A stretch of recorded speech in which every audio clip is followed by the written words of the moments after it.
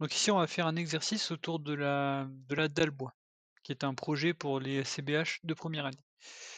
Donc, tout d'abord, on va commencer le projet, donc on fait un nouveau projet dans Accord.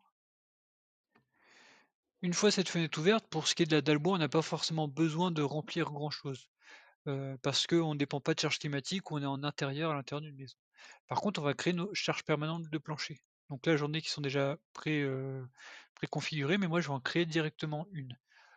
Donc là, pour le moment, les informations que j'ai, c'est que en revêtement de sol ici, je vais avoir plutôt un parquet. Donc je peux rentrer un parquet ici et lui, il a une valeur préétablie, mais moi, mon parquet que j'ai, il fait 14 kilonewtons. Du coup, je peux rentrer aussi des valeurs à la main comme ceci et voilà. Ensuite, j'ai de l'OSB de 12 millimètres.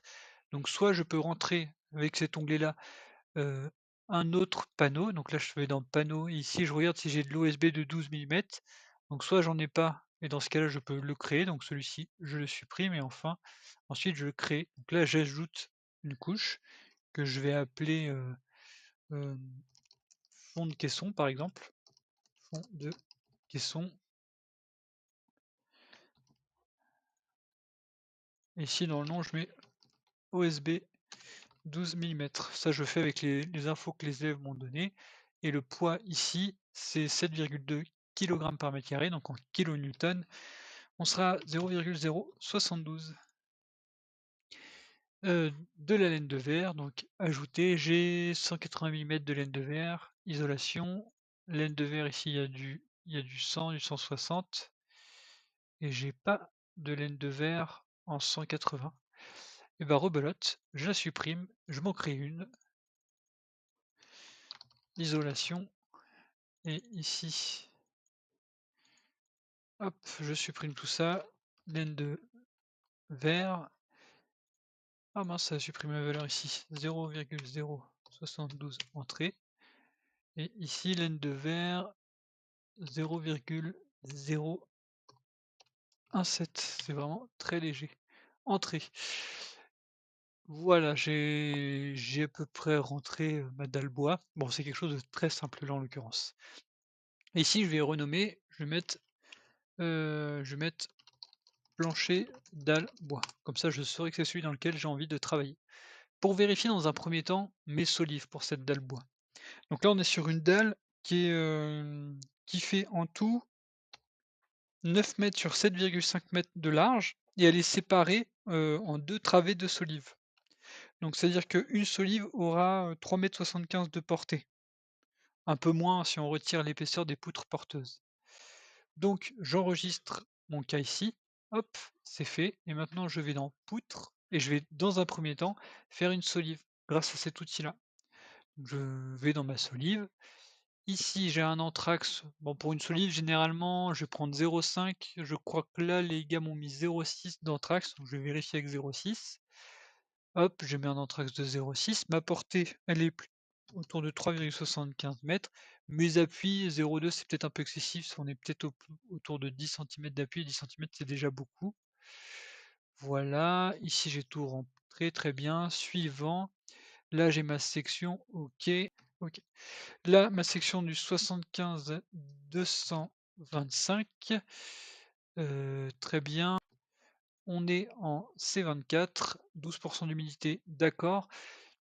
Et ensuite, pour ce qui est de la classe de service, ici, on est bien en classe de service 2. Bah, pour preuve d'ailleurs, le petit dessin ici nous montre bien que, que sur une dalle bois, alors pour moi, si on dit dalle bois, on dit dalle ventilée. Donc s'il y a une ventilation, conséquente, on est bien en classe de service 2. Mais pour ça, on est bien d'accord qu'il faut une ventilation conséquente, et d'ailleurs, si vous voulez voir les classes de service, vous l'avez ici. Donc classe de service 2, heu, correspond à une température relative de l'air ne dépassant pas 85, quelques semaines par an. Donc on peut les dépasser, mais il ne faut pas que ça dépasse quelques semaines par an. Une charpente abritée, soumise à une variation hygrométrique et une stabilité entre 13 et 20 d'humidité. Ça, pour moi, ça correspond à la classe d'une dalle bois qui est correctement ventilée. Et même si ça passe dans l'année au-delà des 85, tant que ça ne dépasse pas les quelques semaines, il n'y a pas de souci, on reste dans ce cas. Voilà. Une fois que j'ai fait ça, je fais suivant. Ici, j'ai mes chargements et c'est là où je peux aller chercher directement mon plancher d'albois que j'ai fait en premier. OK, donc là, je l'ai rentré. Au niveau de mes charges d'exploitation, je suis bien dans une habitation, on est bien dans le cas d'un plancher. Suivant. Là, j'ai à peu près tout. J'ai pas de flèche de second œuvre parce que ça, c'est une flèche à prendre en compte si on a du placo, du carrelage ou en gros des éléments fragiles. Là, j'en ai pas, donc je peux garder comme ceci.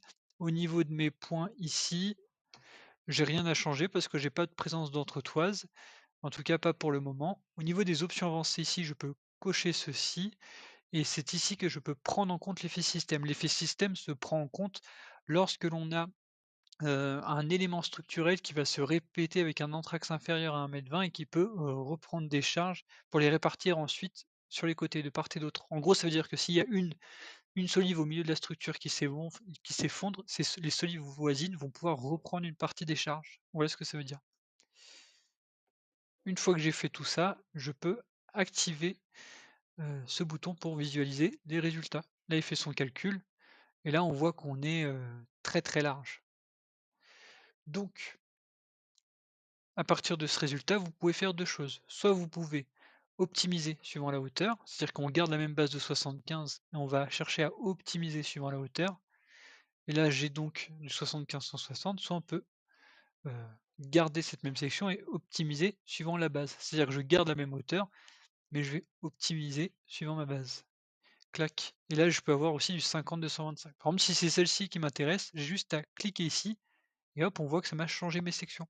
Mais je peux aussi faire ce même tâtonnement à la main. C'est-à-dire que je clique ici sur ma section et là, par exemple, moi, pour du 3 mètres comme ça en solivage, je me dis que peut-être que du 45, 145 suffirait et hop, je peux ensuite et faire mon calcul. Là, je vois que je suis juste. Du coup, je peux revenir plutôt à du on va prendre du on a combien d'isolants? 180, on va prendre du 180, on va voir ce que ça donne. Hop, là, c'est un élément de stabilité. Ça, je pourrais faire, une chose pour le modifier. En gros, je pourrais garder mon 45-180 et puis par contre rajouter un élément intermédiaire qui reviendrait ici à mettre une entretoise, vous voyez au milieu?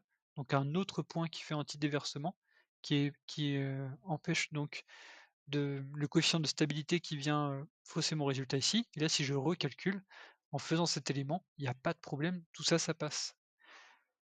Donc voilà. Par contre, si je prends le cas où j'ai toujours pas d'entretoise, ici je vais la virer. Et là, je vais pas venir comme ça, mais je vais ici plutôt monter en 60-180 et clac, là, je suis plutôt large.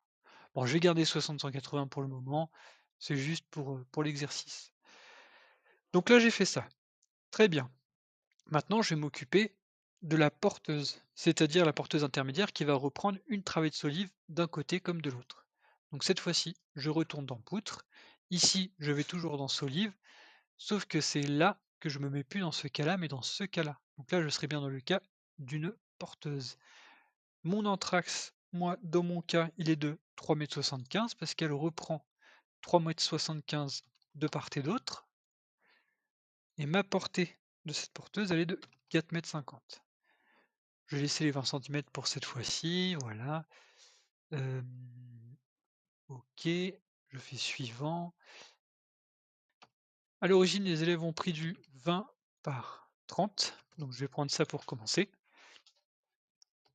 En C24, hop, j'ai mis ça, classe de service 2, prise en compte du venant, je peux faire suivant. Ici, au niveau de mon chargement, je peux reprendre mon plancher d'albois, OK, mais il ne faut pas que j'oublie de rajouter aussi le poids qui est dû à mon solivage, le poids propre de mes solives. Et pour faire ça, je clique ici, je rentre ici ma largeur, donc j'ai pris du 60, ma hauteur c'est du 180, mon espacement, ça doit être ça, du 50 ou je crois que c'était du 600 et du coup, hop, je peux garder ma masse volumique ici et ma masse volumique réelle elle était, il me semble, à 420 ou 380. Là, je vais laisser ça parce que c'est le logiciel qui l'a mis, quoique non, je vais mettre 420, c'est ce qui nous est donné directement. Donc voilà, là je fais OK et ça a bien pris en compte mes solivages. Mes solivages, tout ça sur ma porteuse. Donc je suis bien sur une habitation de plancher, il y a pas de problème. Maintenant, à partir de ça, je peux faire suivant. Les solives, elles viennent dans la retombée de la porteuse et ça a une grande importance parce qu'en réalité, on va avoir plein de points qui empêchent le déversement de la porteuse. Donc, vu qu'on a une solive environ tous les, 60 centimètres, sur 4 mètres, ça ferait combien de déversements? Ça ferait environ 7 points d'antidéversement. Donc là, on les a considérés. Donc là, chaque point, c'est une solive. C'est même pas 7, je crois que c'est 8. Bon, que ce soit l'un ou l'autre, de toute façon, ça change peu grand-chose. Donc là, j'ai bien mis ça. Les options avancées ici, je crois que j'ai rien à cocher. Non, on est d'abord il n'y a pas d'effet système parce qu'il n'y a pas de répétition de cette porteuse avec un anthrax inférieur à 1,20 m. Résultat intermédiaire, non, ça m'intéresse pas. On est sur une 1re étude, quoi. Donc là, je peux activer mon dimensionnement. Voilà ce que ça me donne. Donc là, on est largement surdimensionné. Même combat, je peux diminuer, comme je vous ai montré pour la solive, mais sinon ce que je peux faire, c'est directement, hop, cliquer. Alors là, j'ai pas accès parce qu'il y a un petit bug d'affichage. Je peux aller retravailler ma section et là, on va plutôt se situer en 120, on va essayer en 120-280? Ah, on est à 110. Allez, 120-300 pour garder ce 300 de retombée. On est à 96. Si je veux plutôt quelque chose de plus, comment dire? De moins haut, je peux faire deux trois petits tests.